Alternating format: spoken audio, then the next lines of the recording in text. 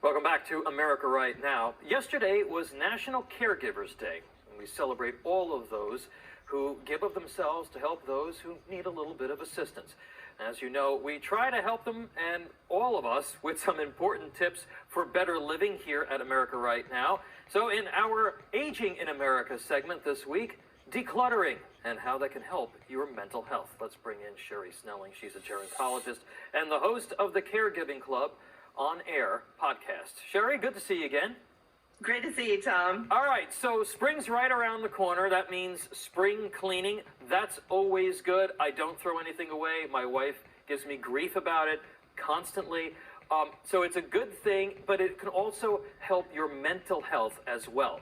Tell us about how clutter can have a negative effect on our mood and mental health.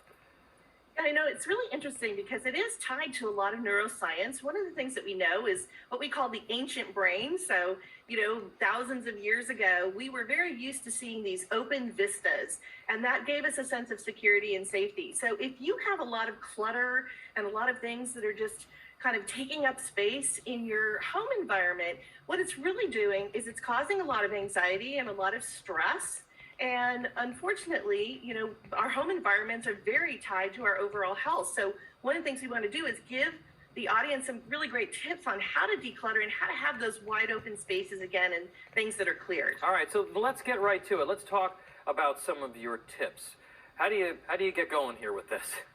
Sure. So I've got 3 good tips for everybody, and I want to start with the biggest one. So you said spring cleaning, which again is something we've all thought about, but sometimes the jobs are so daunting that we just kind of shut the door, and then it's another 10 or 15 years before we look at it again. So let's take micro steps. What we want to do is we want to break these things down into really tiny steps. So instead of the whole garage or a whole room or whatever in the kitchen, we want to take one small drawer, and that's it. Just do one small drawer a week. And what you're going to do is you're going to feel the sense of accomplishment, and you're going to be able to energize yourself to kind of keep going. And eventually, this is going to be really something that is part of our healthy habits all year long. Now, the second thing is, you mentioned, aging. And of course, as we age, we know our eyesight starts to go a little bit.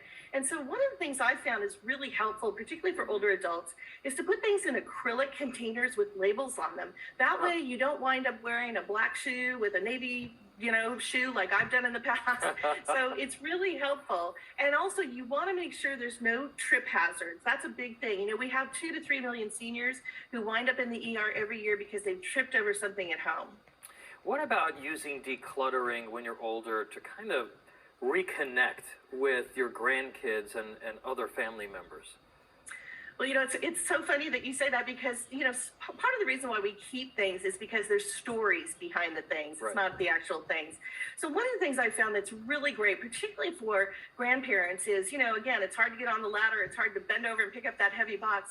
Invite the grandkids over, have them do the heavy lifting, but make it not a cleaning exercise, make it a storytelling session where you can tell them the stories behind things. And then one of the things we're seeing in home design right now is something called the grandmillennial trend. This is very cool, by the way. I love this. And, I have to do a shout out. Erin Napier on HGTV is kind of like the goddess of grandmillennial style, but it's taking vintage and almost like these flea market finds and giving them a modern take, and whether it's rattan furniture or chintz, couch or pillows, whatever. And so if you've got some of those things stored, or even they're just taking up more space, your grandkids may really love this because that's something they're really starting to embrace right now. And so you're giving a second life to something that you've really loved. Yeah, that grand millennial style. I think that's great. The vintage vibe thing, it's coming back. Use it as a way to help organize and kind of thin things out in your house, and great for your mental health. Sherri Snelling, thanks for those great tips. Appreciate you being here. Good to see you, Tom. Thanks. And stay with us.